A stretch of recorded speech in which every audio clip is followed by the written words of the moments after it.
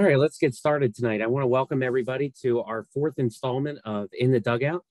Tonight, we're going to be talking about league recruitment and retention. And I'm going to be joined by Andrea Witten from Fern Creek, Kentucky, as well as Daniela Bottini from our office. You know her as our acting national softball commissioner, as well as the Ohio Valley Regional Service Representative. So you'll get a chance to meet them a little bit later on, but we're going to go over a couple things to get started. So those of you who do not know me, my name is Rob Connor, and I'm a vice president here at Babe Ruth League headquarters. Actually in headquarters here tonight in New Jersey, and it's great to be back in the office full time. So tonight's show is really based on a lot of the feedback that has come from our previous show. And we decided at headquarters, after taking the survey information and the questions we received, and started to work on a couple different things. So we wanted to kind of share them with you here this evening. So the first thing is the local leagues registration toolkit. So this registration toolkit is designed to help the local league be able to have some tools to help with reaching their membership, as well as their new potential players that could come into their league. So what we have done is we have created for our three larger divisions, Cal Ripken, Babe Ruth Baseball, and Babe Ruth Softball, is we have created some lawn signs, flyers, social media posts that you can actually see here. Now, the great thing about these flyers or these different examples that we have put together here is that they are customizable for the local league.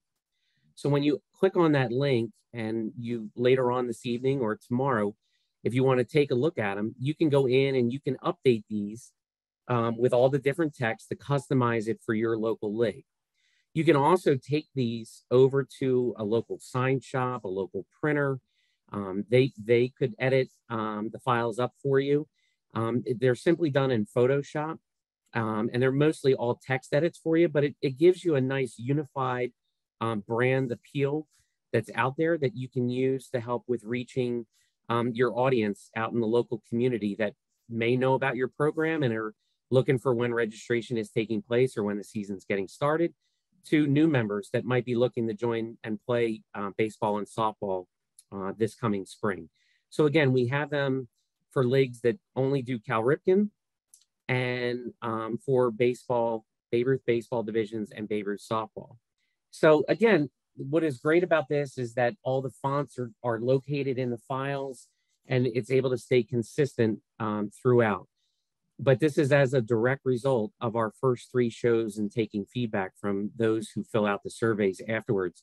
So at the end of tonight, when I'm talking about doing the survey, and we're going to be asking for certain information to help build our April show, please take the time to fill it out, because we are reading them and trying to find the items that the local leagues really need for help, where headquarters can try to get you guys some different tools or different things, or different topics that you want to turn around and cover on these webinars each month.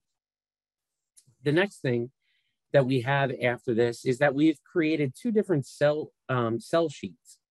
Again, these are right out of the survey. So when we actually took a look at the different topics, this is actually built completely on this. So we actually have two PDF versions of this. One is for presidents that are looking to advertise their local league, and that is to the left over here. And it talks about the league. It talks about, what is Babe Ruth League. It talks about the SAFE program with background checks and abuse prevention training. It talks about those leagues that need help with websites, online registration, and player signups and communication tools with Sports Engine. It talks about our new program called Babe Ruth Authentics, where we're working with companies like Augusta and Decker Sports to help with local leagues that need help with getting, whether it's local league uniforms or tournament uniforms at a reduced cost, as well as with the sublimated marks or the patches on the uniforms. We also touch on the tournament trail for our different divisions. And then on the bottom right for the local league with the presidents, we actually left the spot open where the local league president could put the league's information or any other types of contact information, from social media to email, league website, etc. And then we've taken basically the same concept. And for those commissioners, our volunteer commissioners that are out in the field, volunteering at the district, state, and regional level, when they're out looking for potential leagues that are interested in joining, the commissioner version is geared for you, in which that you can take this and email to potential programs to talk about inquiring about Babe Ruth League and how they might lead to a meeting in which you might be able to go and visit. So again, this is just great things that we have worked on based off of the feedback that we're getting from our volunteer commissioners and the volunteer league members, from league presidents to board members and such. So feel free to take a look at the links for these. And I think that you're going to find that they're going to be actually rather helpful in some of these new tools. Well, the next thing that we wanted to do is we invited Andrea Witten from Louisville, Kentucky, or better known as Fern Creek Babe Ruth League. Andrea has been a longtime volunteer, but I've asked her to come on tonight to talk about Fern Creek, a long-established program with Babe Ruth League. And Andrea, I want to thank you for taking time out. I know that you're still there in a school where you typically are working, but you had a basketball game that you had to monitor tonight, so you got into an office in order to take part. So I really appreciate you coming on here tonight. All right. So I live in Louisville. It's a very large city, and the league that my girls have played in and that I do volunteer work with specifically is Fern Creek Babe Ruth. I think my kids started playing there in 2004, and I started volunteering in about 2008, just from helping with signups, organization of teams, and just helping keep kids involved in the local league. That's great. Well, and Andrea also is a volunteer at our Babe Ruth Softball World Series for the last several years, along with her daughters. So we're looking forward to getting back together this summer. But tonight, Andrea, wanted to talk a little bit, because a lot of our leagues are asking about how to assemble the local league, with basically taking kids that are interested in playing in the local league. They're looking to play with their friends from school and from the community. They may not be looking to go out and travel to this tournament or that tournament, or even take part in the Babe Ruth tournament trail in the summertime. And you do have those players that are interested in playing 5, 6, 7 nights a week of softball and playing in those weekend tournaments where they're playing 2, 3 games a day.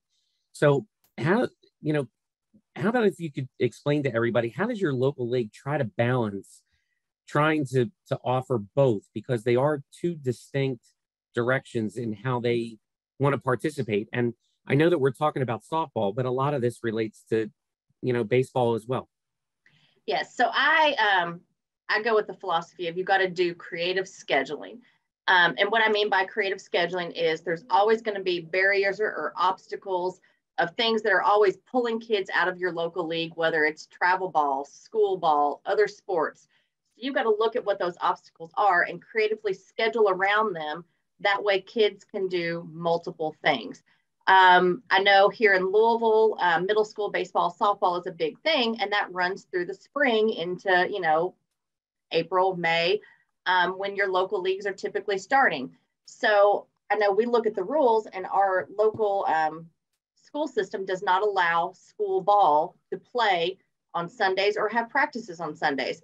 So one thing we do is at my local league, we schedule games for those kiddos that are in the middle school age range on Sundays during the school year until the middle school season is over. That way kids don't have to choose, do I play for my school or do I play for my, rec league that with my friends that might not go to the school with me.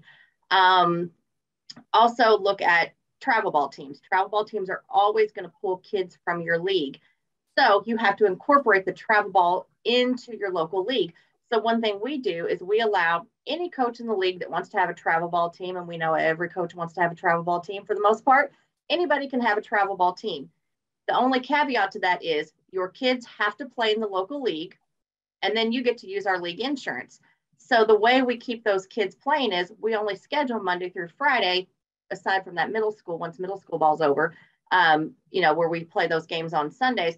But once the summer really hits, we don't schedule games on the weekend. We leave the weekend open. That way, this coach that's a travel ball coach can pull his kids from the 5 or 6 different teams that he has on his travel team, and they can go play in a tournament on the weekend with the travel ball kids, and it's not pulling kids from the rec league. Okay. Now, one of the things that I found really interesting is I do know that sometimes running into some of those different coaches that like to play in the weekend tournaments throughout the season, that they like to try to hold their kids together. I noticed that one of the things that you touched on was the fact that you, in your local league program, that you have a tradition in which that they can play together on the weekends, but that you actually spread those kids out amongst the local league team. How is that received, from those players?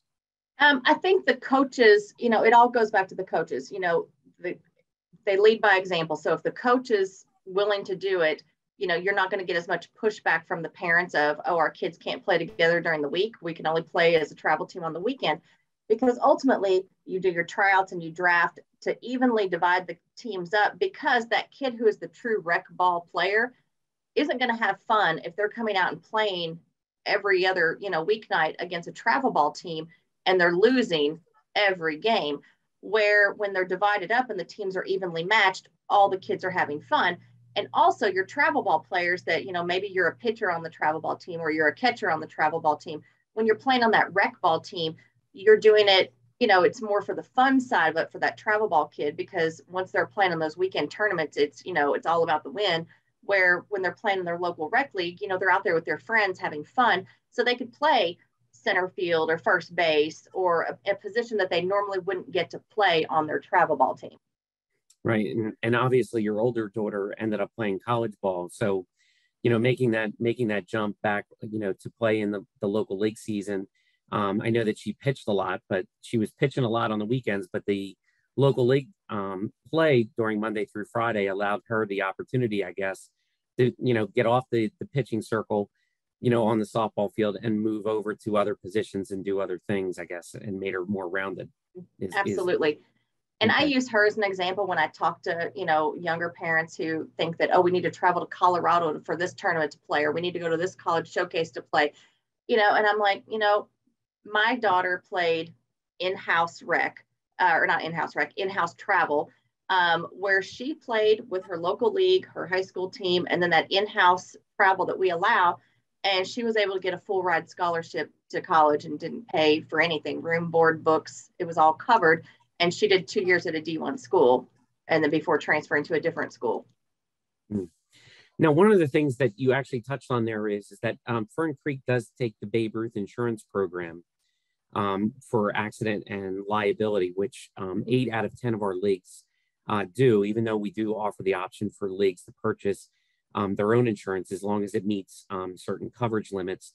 But you had touched on the fact that that actually becomes a sales item and recruiting item for some of these diehards that really want to play those weekend tournaments, because you were touching on the fact that the insurance actually travels with those teams because all of those players are on the local league teams during the season.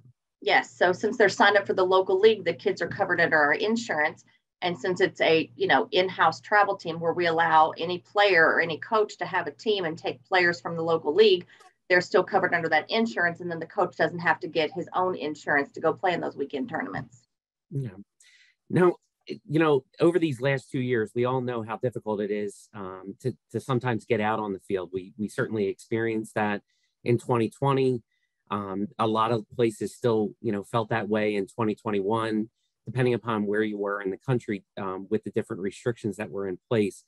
But COVID aside, how is your league doing? Because obviously Louisville is rather big, but you're also competing with other programs and other sports. So how does your program stack up if you looked at your registration enrollment over the last several years with players to be able to keep in your program? Yeah. And, Louisville is such a large city. Most areas, they may just have the specific county. Johnson County is your boundaries. Where Louisville is so large, we do zip codes. So a lot of the zip code boundaries for leagues overlap. So kids have choice. So it's not like, oh, I live in Johnson County, I have to play for Johnson County Babe Ruth. Or I live, in Pike County, I have to play for Pike County Babe Ruth. So because the zip codes overlap and kids have choice of, sometimes 3 leagues, there's a little bit of competition there where, you know, if a player's not happy, they have other choices because of the zip codes overlapping. So that's something that has kind of helped us, because with COVID hitting, a lot of our local leagues chose not to have seasons for their kids. And we, you know, took precautions. We sanitized the dugouts. We had sanitizing stations at each dugout, sanitizing the balls between innings, only having one umpire behind the pitcher, just taking extra precautions so we could have a season. So our numbers actually grew because parents were tired of their kids sitting at home because schools were not in person. Kids were at home all the time. So parents were looking for an outlet to get their kids out and involved in something. So our numbers actually grew. This season right now, of course, they're still doing signups, but we're looking at for our 3, 4s, and 5s, just in the little guy division, about 150 players with our T-ball range, which is great because in a few years, they're going to be hopefully, you know, moving on up the ranks and growing our numbers. So we've had a lot of luck with growing our numbers over the past couple of years, just because we kept a season going for the kids and gave them that outlet. Okay. Now, one of the things that that you touched on with the creative schedule, and I was wondering if you guys also do it in Kentucky, something that we were familiar with here locally in New Jersey when I was coaching my daughter.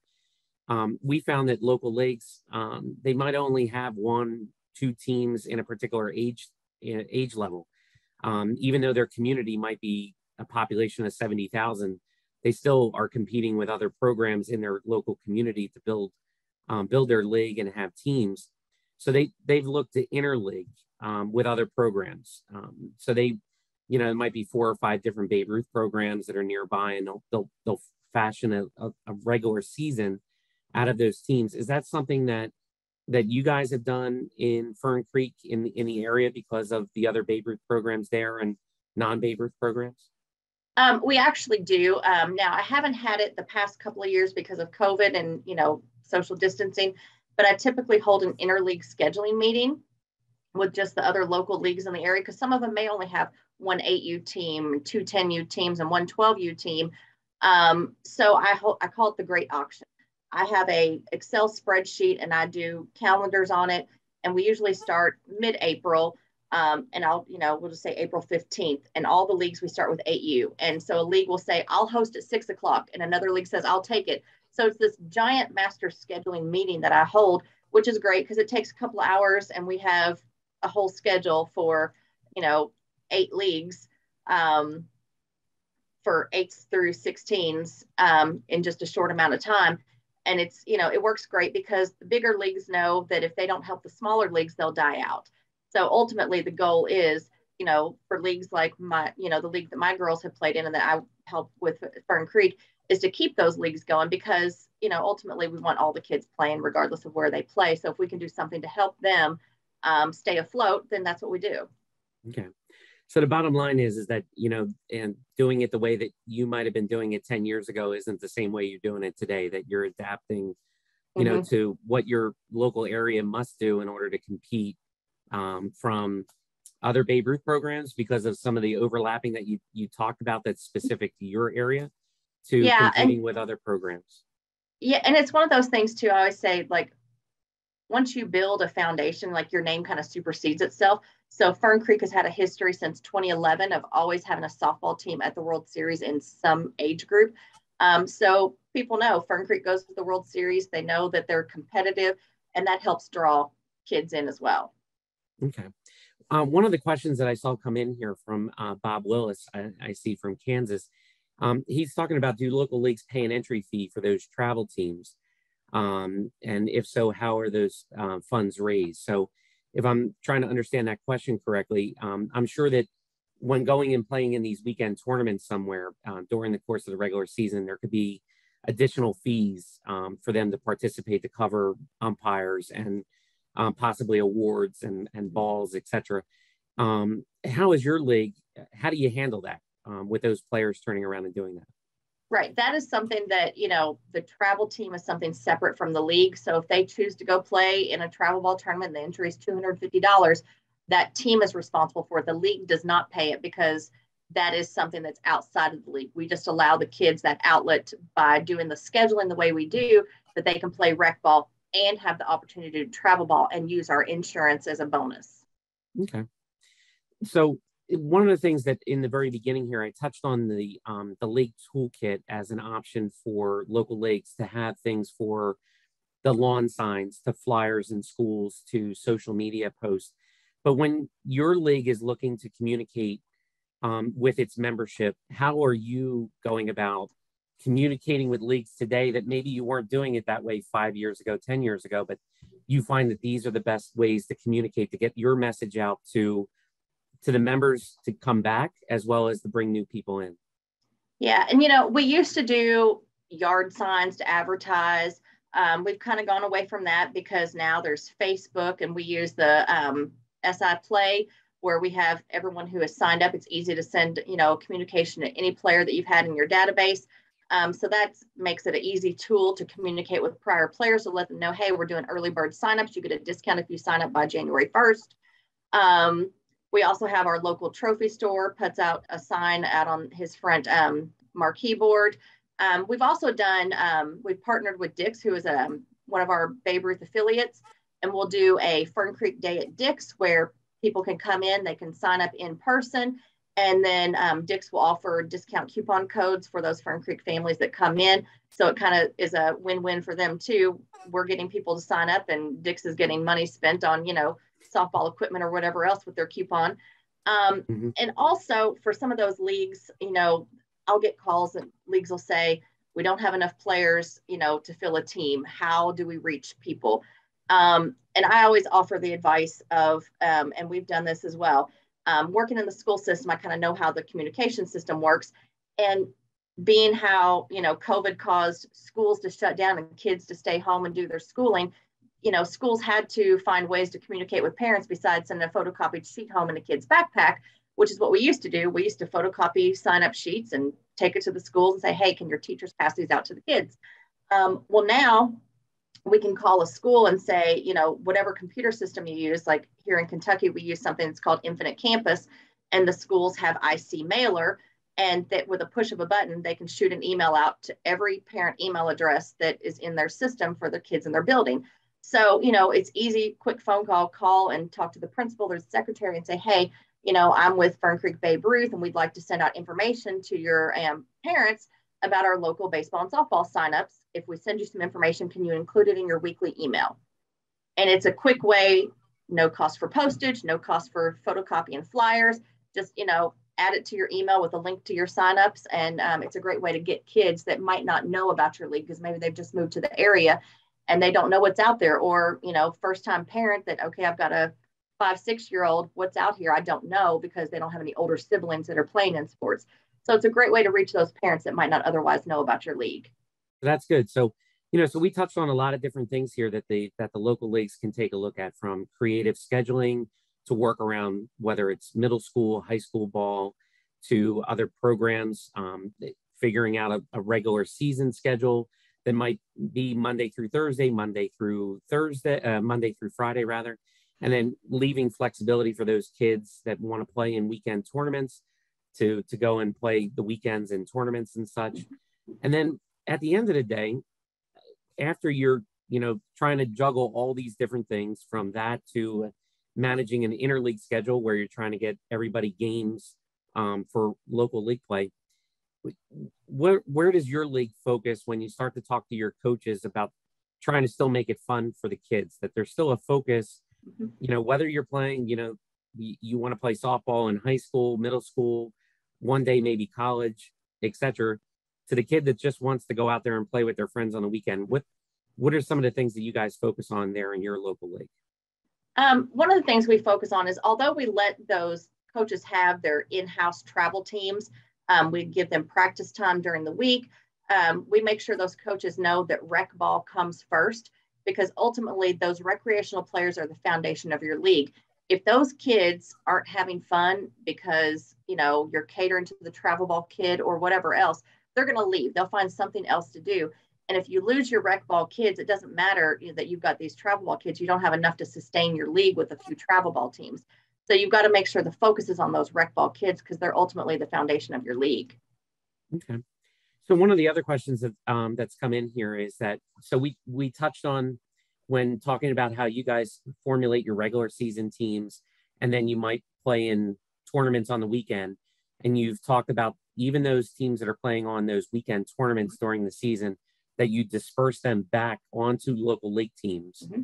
If you fast forward now to when you're getting into June and July for the tournament trail, how do you assemble your tournament teams from the regular season or those weekend mm-hmm. tournament teams? So the way I do it is I have an all-star nomination form. So your head coaches will nominate players from their team. Parents have to fill out, stating, I list the tournaments, the state tournament, the regional tournament, the World Series dates, and the parent has to mark, is my child available for this tournament, not available for this tournament, and list any other dates that they're going to be at grandma's house for the weekend or whatever else. So that way coaches have an informed decision about this player's availability before voting on them to be in the team. So they take that into consideration, player availability. And I always start by, if I'm hosting the meeting of, okay, coaches, we're going to nominate the best 12 kids across the league, because we typically at Fern Creek, we have so many players. We typically try to do 2 teams per age group. We'll do an A team and a B team, or orange team and a black team, because parents, sometimes they get hurt over A team, B team. So we've kind of shifted from that and call it orange and black, even though everybody kind of knows what orange and black is. It's A and B. But, I always tell them, your top players are the ones we're nominating first. And once they nominate the players, then they do a secret ballot vote. So it's not ever, well, I'm on, the SWAT team, so now I'm part of the all-star team.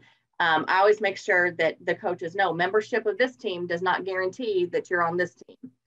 And it's they discuss the players, they vote on the players, because some kids might not be on that travel ball team and they're just as good, and they're, can be on the all-star team, and maybe they can commit to, a few extra weekends where mm-hmm. they don't want to play travel ball and be playing every weekend. But hey, all-stars, I might want to do that because maybe I'll go to Florida and play in the World Series. And they have the talent and the skill level to do so. So it's not a guarantee that just because you're on the travel team, you're on the all-star team. That's a separate entity. And we do, the nomination ballots, we do a coaches meeting, they discuss the players, we vote on them, and, we figure out who our kids are for the A team and B team, okay. or orange and black. No, that sounds great. And I think that, to follow up on those points for some of the people that have asked questions here is the fact that, again, if the local league decides that they want to put that, the team that's ultimately going to be the tournament trail team together earlier and to play in weekend events, of some kind with that particular team, they can. But in your example that your local league is using that for extra games, it's almost like kids get to play on 2 teams, one Monday through Friday, another team potentially on the weekend. But then at the end of your season, you're turning around and you're picking 12 kids for, let's say, the orange team. And if the age group calls for it, 12 teams for the black team, since Fern Creek, as we know at the World Series, is very famous for the orange and black colors of your local league. Yeah. Okay. Well, that's great. And then I guess the last question I have is that since you brought up the World Series and you're talking about kids that are playing, local league play, and they're playing on these weekend, tournaments, maybe, they're not playing exclusively tournament ball all season long. How has Fern Creek done at the World Series? They have done fairly well. We usually have a team that finishes in the top 4. This past year, we won 10U. A couple of years ago, we won 8U. I think this year also with 12s, they came in 3rd, or I think it was 3rd. So yeah, they show up pretty well at the World Series. Okay. All right. Well, it's always a treat to have Fern Creek and certainly have all your local league and have you guys also participating. I know you're a huge help at the World Series. So with that, Andrea, I really appreciate it. I know that it's a lot of good information for local leagues to adapt to their local league program. And it really boils down to taking a look at your own matrix, at your local town, how to communicate with your schools and use social media and the website, etc.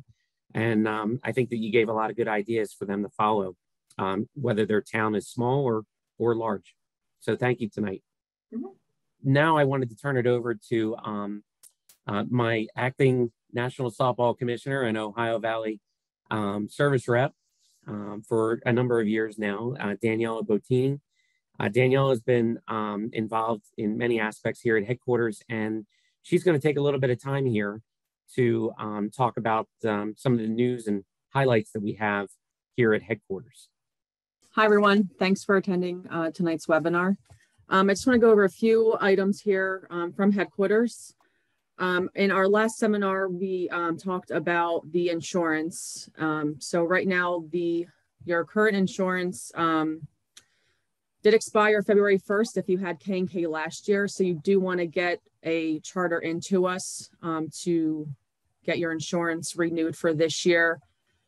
Chartering is opened, and I know a lot of leagues have been calling in. They don't know what their team counts are going to be for the season.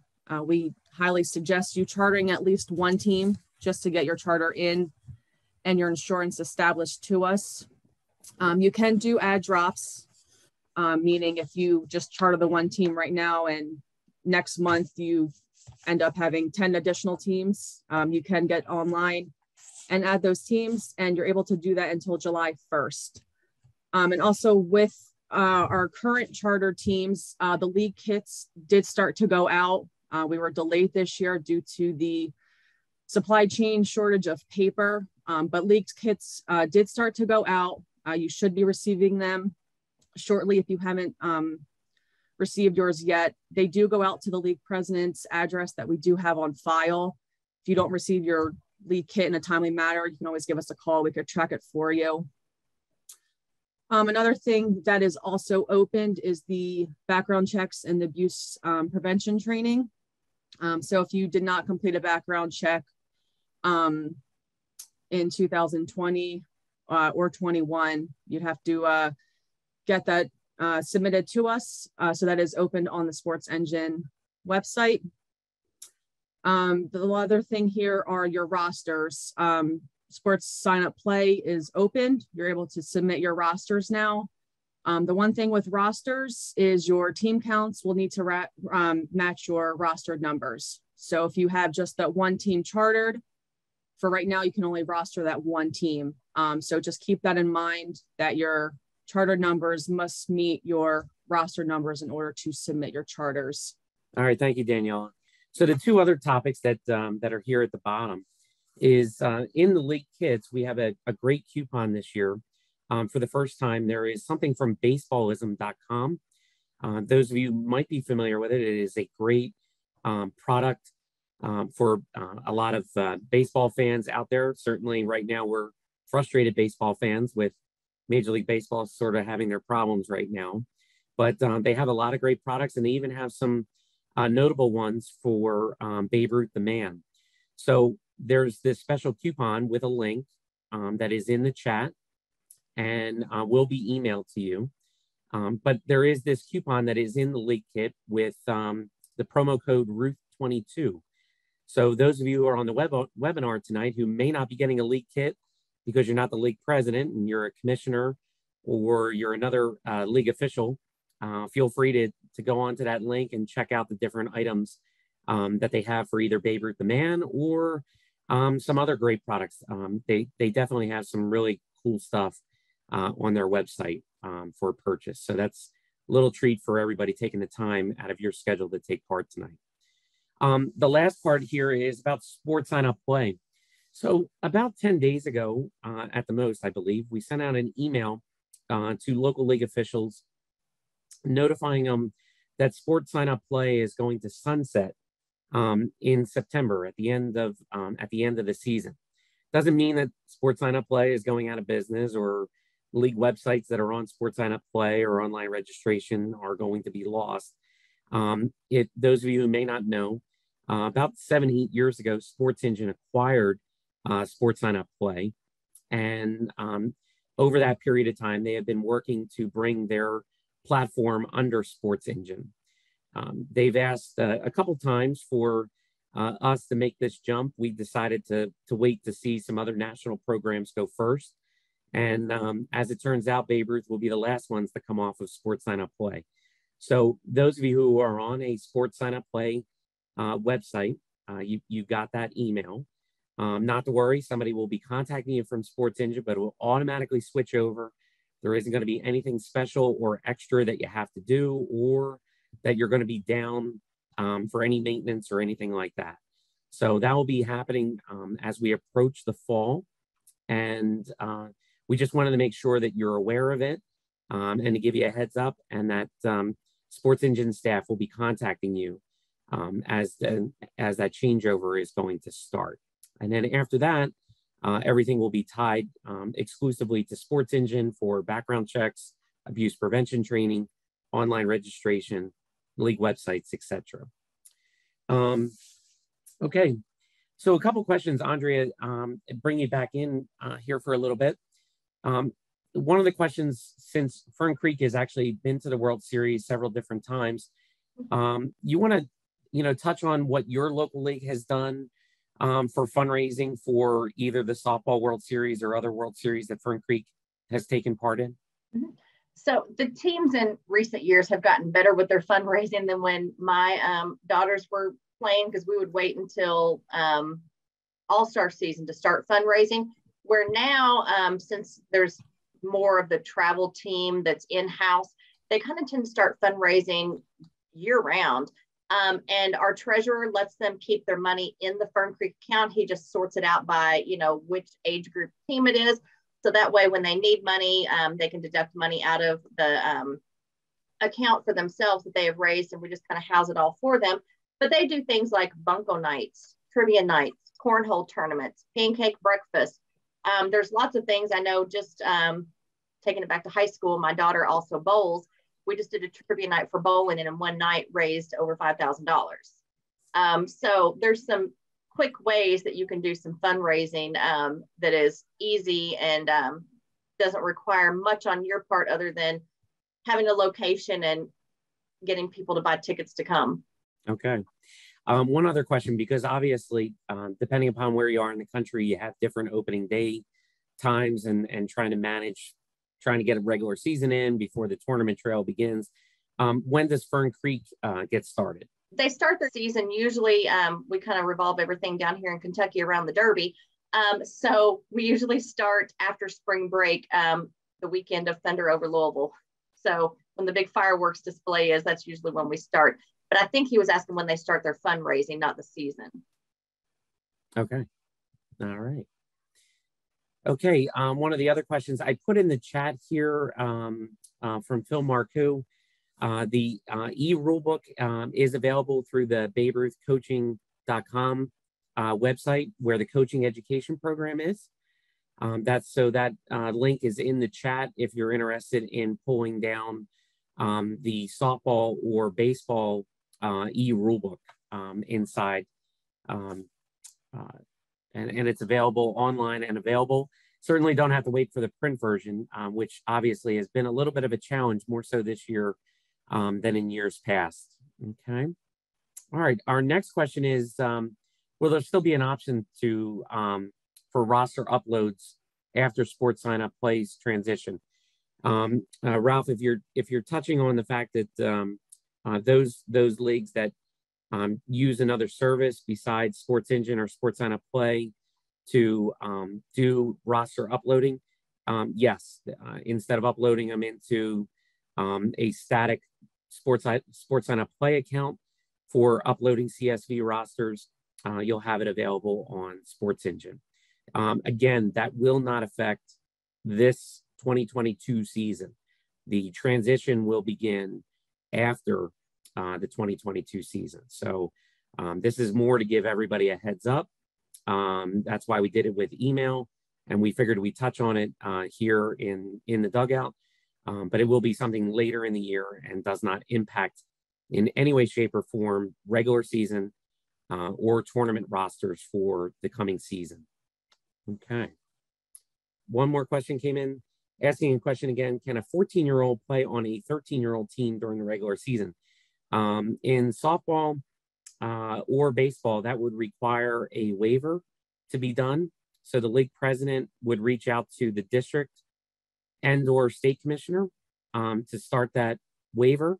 And that would be done on a case-by-case basis as to why that needs to be done and what the merits are, just as any other waiver on that.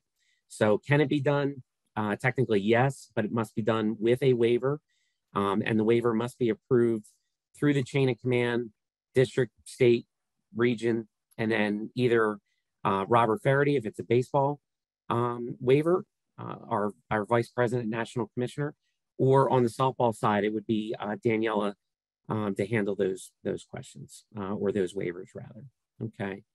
Now, everybody, as we wrap up here tonight, and thank Andrea and Daniela, again, you're going to be emailed with a link to tonight's recording, as well as a detailed survey. We would ask that you please take the time to complete the survey. Well, we're going to be asking some questions that we would like to see based on what you thought of tonight. And then more importantly, we really want to touch on the different things that you might be looking for from a local league point of view that you think that we should be talking about on our next In the Dugout. So our next In the Dugout will be sometime in April, and we'll be sending out an email to our commissioners and all our league officials as to when that will be. We're going to be shooting for the first week of April, but we will keep you in touch on the exact day. So with that, I want to thank again everybody for taking time out on a Wednesday night. Everybody, please stay safe, and hopefully your season is going to be starting soon. And we look forward to seeing all those opening day photos coming out on social media and on your local league websites real soon. So thanks, everybody.